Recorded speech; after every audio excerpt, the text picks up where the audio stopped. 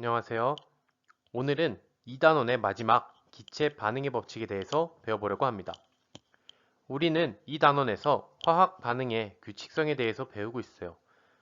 앞에서 우리는 질량 보존의 법칙과 일정 성분비 법칙에 대해서 배웠죠. 간단히 정리하자면 질량 보존의 법칙은 모든 화학 반응에서 다 성립을 하였고 일정 성분비 법칙은 화합물에서 성립하는 법칙이었습니다. 앞에서 배운 두 법칙은 물질의 질량에 관한 법칙입니다. 오늘 시간에는 부피에 관한 법칙에 대해서 알아보도록 하겠습니다. 그림을 살펴보시면 네모 2개 더하기 네모 1개는 네모 2개. 즉 이거는 화학 반응을 나타내는 것인데 화학 반응을 네모로 나타냈어요. 그런데 제목은 기체? 그럼 이 네모가 의미하는 게 뭘까요? 오늘 한번 배워보도록 합시다. 자, 강의 시작합니다.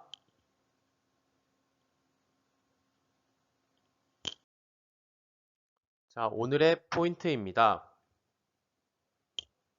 기체의 반응에서 기체사의 일정한 부피비 성립 확인. 즉, 오늘은 기체, 오늘 다룰 물질은 기체입니다. 기체가 반응하는 것에서 둘 사이에 일정한 부피비가 있구나. 이 정도를 알아두시면 될 것 같습니다.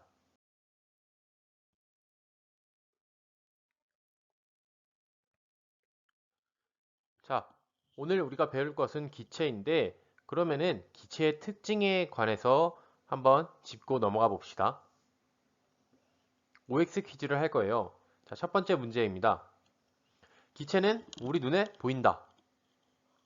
보일까요? 보이지 않을까요? 정답은? 네. 정답은 X입니다. 기체는 우리 눈에 보이지 않아요. 자, 그 이유는 기체 분자들은 크기가 엄청 작죠. 그런데 엄청 작은 것도 모자라서 매우 멀리 떨어져 있기 때문에 우리 눈에는 보이지 않습니다. 그래서 우리 눈에 보이는 것은 기체가 아니라고 여러분 생각하시면 될 것 같아요. 다음 두 번째 문제입니다. 기체는 일정한 모양과 부피를 가진다. 어떨까요? 정답은 네, X입니다. 자, 왜냐하면 선생님 만약에 원통에다가 기체를 담았어요. 그러면은 기체 모양은 원통이 되는 거고 그리고 기체를 방 안에다가 풀어두었어요. 그러면은 기체는 방 안에 해당하는 부피를 가지게 되는 거겠죠. 즉 기체는 담는 용기에 따라 모양과 부피가 달라져요. 그래서 앞으로 수업에서 옆에 보시면 네모 있죠? 기체의 부피를 이 네모로 정의할게요. 그러면 앞에서 했던 그림이 부피를 나타내는 것임을 알 수 있겠죠? 자, 앞으로는 이 네모를 계속 쓸 거예요. 넘어갑니다. 그러면 우리가 1학년 때 기체의 부피에 영향을 주는 요인에 대해서 배웠어요. 생각이 나실까요? 바로 네, 보일의 법칙과 샤를의 법칙이었어요. 보일의 법칙이란 일정 온도에서 기체에 가해지는 압력이 증가하면 부피가 감소하는 즉 부피와 압력 간의 관계를 나타낸 법칙이었고 샤를의 법칙이란 일정 압력에서 온도가 높아지면 부피가 팽창하는 법칙 즉 부피와 온도 간의 관계를 나타낸 법칙이었어요. 자, 이렇듯 기체의 부피는 온도와 압력의 영향을 받아요. 우리가 오늘 다룰 내용은 기체에 관한 내용이기 때문에 이런 기체의 부피에 영향을 주는 요소들은 다 동일하다고 가정합니다. 즉 여기서 말하는 기체 반응의 법칙은 모두 같은 기압, 같은 온도에서 진행되는 것이죠. 자, 예를 들어서 25도씨 일기압 이런 것처럼 말이죠. 그리고 여러분 문제에서 보시면 이런 말이 나올 수 있어요. 반응 전후 온도와 압력은 같다. 아, 이 말이 나오면 기체 반응 법칙을 나타내는 것이구나 라고 생각하시면 됩니다. 왜냐하면 우리가 고체나 액체에서 온도와 압력을 따질까요? 얘네들은 온도와 압력의 변화가 아주 조금 있겠지만 거의 없다고 봅니다. 기체는 온도와 압력이 부피의 엄청 큰 변수이기 때문에 이렇게 온도와 압력은 반응 전후 같다라는 말을 꼭 명시해 줍니다. 오늘 내용을 하기 전에 여러분이 알고 넘어가면 좋은 내용에 대해서 설명해 보도록 하겠습니다. 아래에 있는 것처럼 이 내용에 대한 것은 고등학교 때 정확하게 배워요. 하지만 오늘 학습을 하는데 도움이 되는 내용이라 한번 설명해 보도록 하겠습니다. 지금 수소기체, 산소기체, 수증기 기체가 같은 온도, 같은 압력 상에 있습니다. 그러면 여러분이 생각하시기에 같은 부피, 즉 같은 네모 박스 안에 산소, 수소, 물 분자가 각각 몇 개씩 들어갈 수 있을까요? 한번 예측해 보도록 합시다. 쌤이 생각하는 시간을 주는 거예요. 시간이 부족하면은 동영상을 멈추고 생각해 보셔도 됩니다. 자, 여러분이 보기엔 어때요? 수소 분자의 크기가 가장 작죠? 그러면 수소 분자는 작으니까 가장 많이 들어가고 산소 분자는 수소 분자보다 조금 크니까 더 조금 들어갈 것 같지 않나요? 그리고 물 분자는 더 조금 들어갈 수도 있을 것 같아요. 자, 이건 우리가 누구나 이렇게 생각할 수 있어요. 이게 맞는가 아닌가는 다음에서 알아봅시다.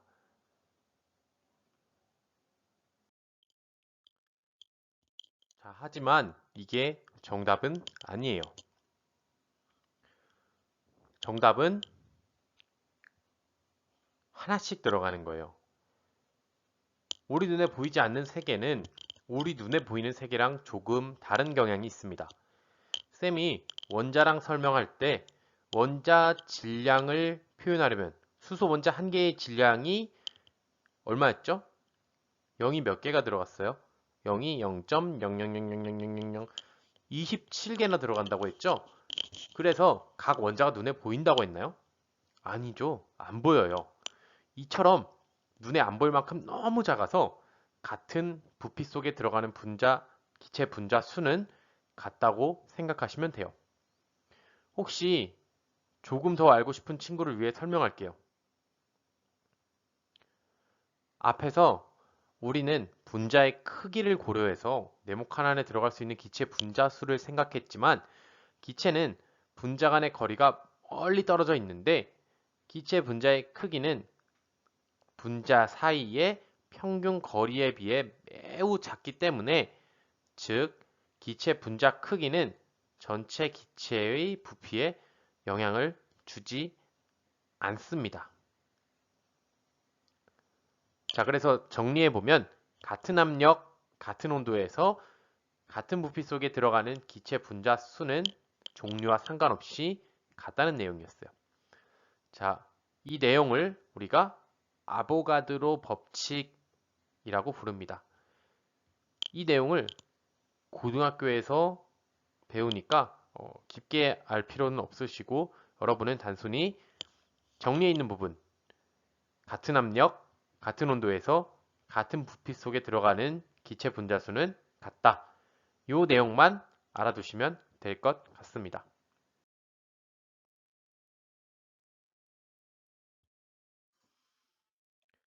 자, 그럼 오늘 배울 내용인 기체 반응 법칙에 대해서 알아보도록 하겠습니다. 기체 반응 법칙의 가장 중요한 점은 생성물과 반응물 모두 기체여야 한다는 점입니다. 둘 다 기체일 때만 성립하는 법칙이 기체 반응 법칙입니다. 자, 선생님이 예를 들어서 지금 수증기 생성 반응에서 부피비를 살펴볼 것입니다. 자, 그러면 반응을 보면 반응물은 우선 산소와 수소죠. 이들은 모두 분자 상태로 존재하는 기체입니다. 그리고 만들어지는 것도 보면은 수증기예요. 즉 수증기도 우리 눈에 보이지 않는 기체예요. 여기서 질문을 할 수가 있어요. 아, 선생님, 우리 물 끓이면 보이는 것은 뭔가요? 좋은 질문이에요. 이거는 수증기가 아니라 액체 상태의 작은 물 분자들이에요. 물을 끓일 때 나오는 김들은 어때요? 바로 없어지죠? 그게 바로 액체가 기체로 바뀌는 겁니다. 자세한 것은 다음 시간에 알아볼게요. 다시 돌아와서 어쨌든 이 반응에서 반응물과 생성물은 모두 기체예요. 그러면 첫 번째 조건인 반응물과 생성물 모두 기체여야 한다를 만족합니다. 그럼 이를 화학식으로 쓰면은 이렇게 나타낼 수가 있어요. EH2 플러스 O2는 EH2O. 그 위에 이들을 모형으로 나타내 볼게요. 네모 박스 안에 나타낸 건 무엇이죠? 맞아요. 아까 말했던 분자 한 개가 차지하는 부피를 나타낸 거예요. 앞에서 한 것처럼 분자 한 개는 같은 부피를 가진다 라고 이렇게 말할 수 있어요. 그러면 수소 두 개 있으니까 이렇게 나타낼 수 있겠죠? 그 다음 산소 1부피, 그 다음 수증기 2부피 이렇게 나타낼 수가 있습니다. 그럼 이들의 부피비는 얼마일까요? 네모 칸을 세면 되니까 2대 1대 2로 나타낼 수 있어요. 이처럼 기체가 생성될 때 각 기체의 부피 사이에는 간단한 정수비가 성립하고 이를 우리가 기체 반응의 법칙이라고 합니다. 여기서 중요한 점은 일단은 온도와 압력이 일정한 기체 반응이라는 점, 그리고 부피비와 개수비와 분자수비가 같다는 거예요.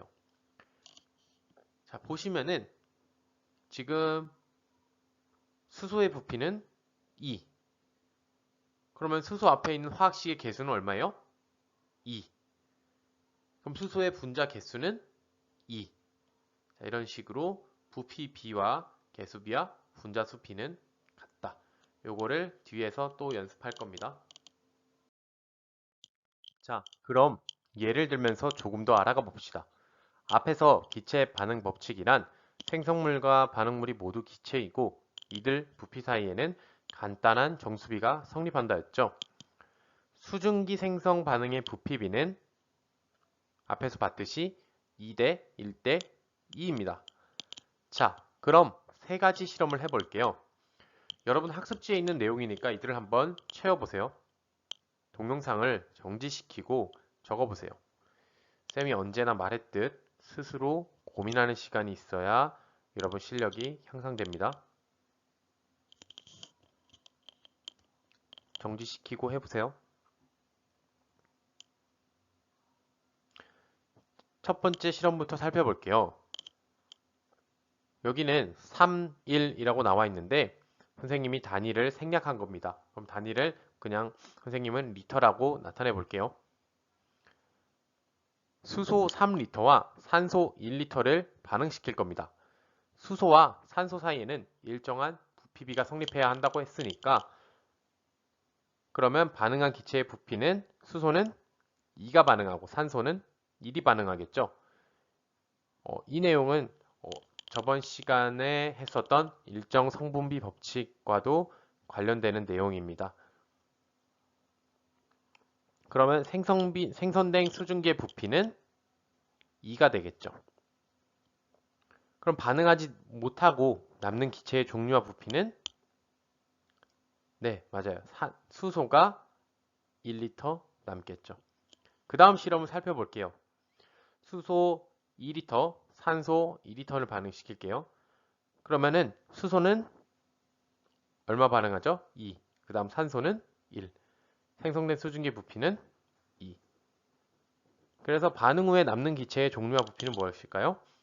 반응 후에 산소가 남을 것이고 산소 1리터가 남을 거예요. 그 다음 수소 4, 산소 4리터를 반응시켰어요. 그러면은 수소는 4, 산소는 2만큼 반응해요. 그럼 생성된 수증기의 부피비는 2대 1대 2니까 똑같이 4리터만큼 만들어질 거예요. 그럼 반응 후에는 뭐가 남나요? 네, 산소 2리터가 남습니다. 자, 이처럼 수소와 산소와 수증기의 부피를 살펴보면은 전부 2대 1대 2라는 부피비로 만들어져요. 자, 이것이 기체 반응의 법칙입니다. 기체가 생성될 때 기체들 간에 일정한 부피비가 성립한다.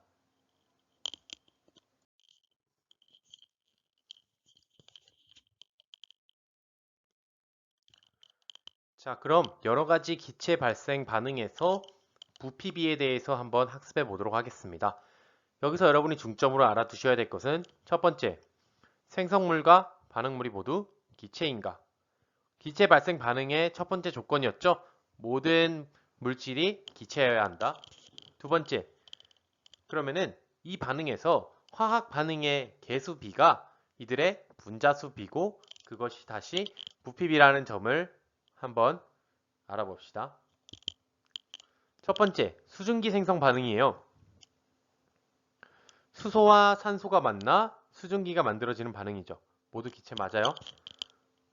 그런데 화학 반응식 보면은 개수가 맞지 않아요. 개수를 맞춰줘 볼까요? 이렇게 맞춰줄 수 있습니다. 그러면은 여기서 말하는 개수라는 게 뭔지 한번 살펴봅시다. 개수는 화학 반응식 앞에 있는 숫자. 이게 개수겠죠. 그리고 개수가 없는 것은 뭐가 생략되어 있다?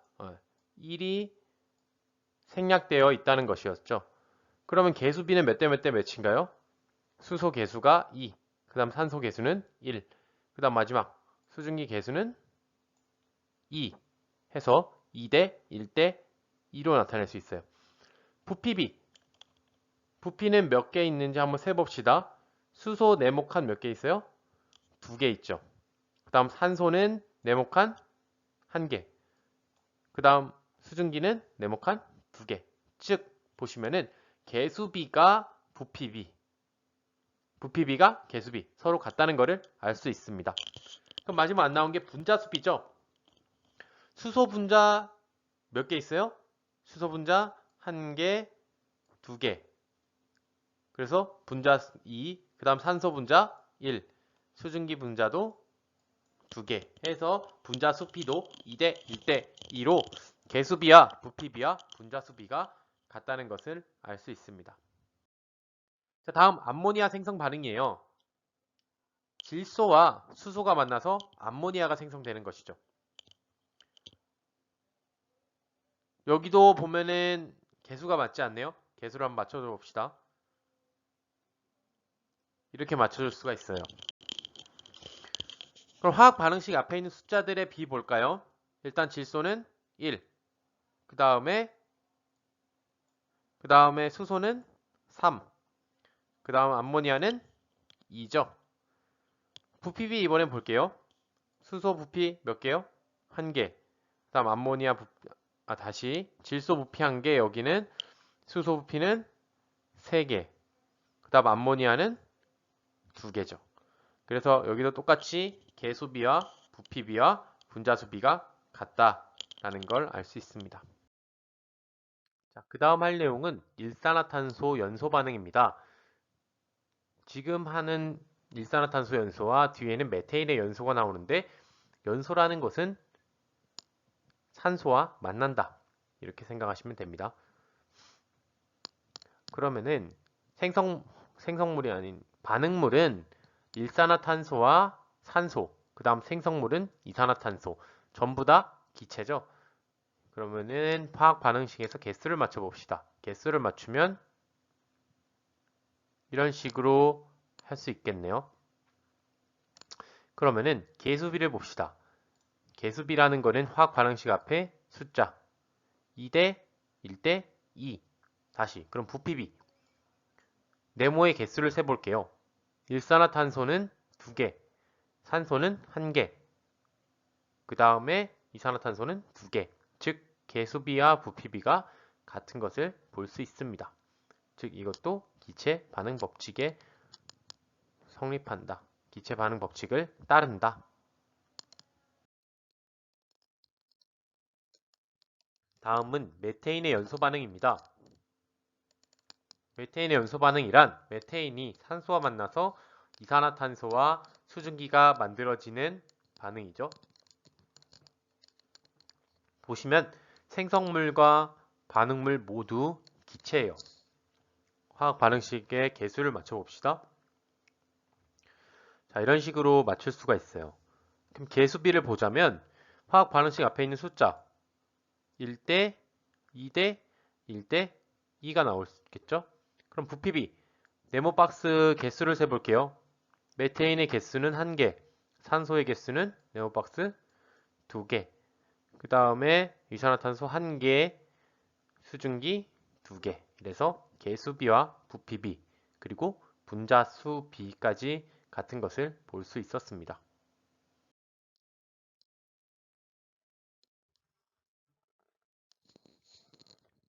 자, 오늘은 기체 반응의 법칙에 대해서 살펴보았습니다. 오늘 내용을 정리해 볼게요. 일단 기체 반응의 법칙이란 생성물, 반응물 모두 기체일 때 성립하는 법칙이었어요. 그래서 온도와 압력이 일정할 때, 이게 가장 중요한 표현이었죠. 온도와 압력이 일정할 때 반응하는 기체들 사이에는 일정한 부피비가 성립한다. 그런데 이 일정한 부피비는 정수비로 나타납니다. 그래서 또 중요한 점은 부피비가 개수비이고 이 개수비가 또 분자수의 비다라는 점 꼭 알아주세요. 그 다음 마지막으로 아보가드로 법칙. 이건 몰라도 되지만 알면 좋은 것이었죠. 아보가드로 법칙이란 일정 온도, 압력에서 종류와 상관없이 같은 부피 속에 들어가는 기체 분자수는 같다라는 것이었습니다. 자, 이번 시간까지가 화학 반응의 규칙에 대한 파트였어요. 세 가지 규칙이었죠. 질량 보존의 법칙, 일정 성분비의 법칙, 기체 반응의 법칙. 각 법칙이 어떤 차이가 있고 어떤 규칙에 대한 설명인지 스스로 한번 얘기해보며 정리해보는 시간을 가집시다. 다음 시간에 봐요. 안녕.